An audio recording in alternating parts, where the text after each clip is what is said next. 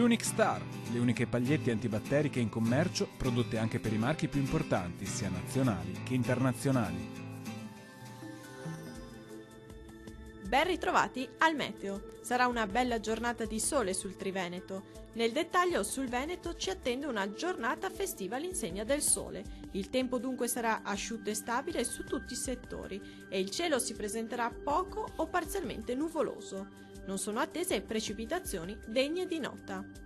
Temperature minime comprese tra i -2 e -5 gradi.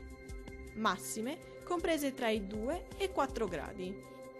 Diamo uno sguardo al Friuli Venezia Giulia.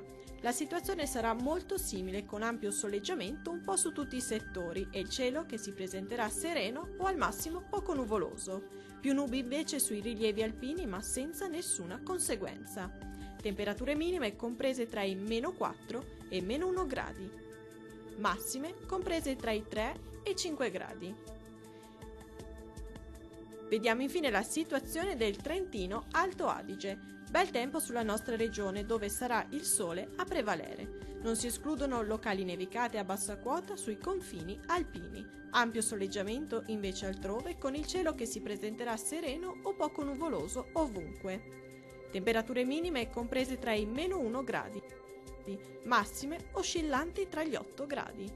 Dal meteo di Antenna 3 è tutto, arrivederci al prossimo aggiornamento.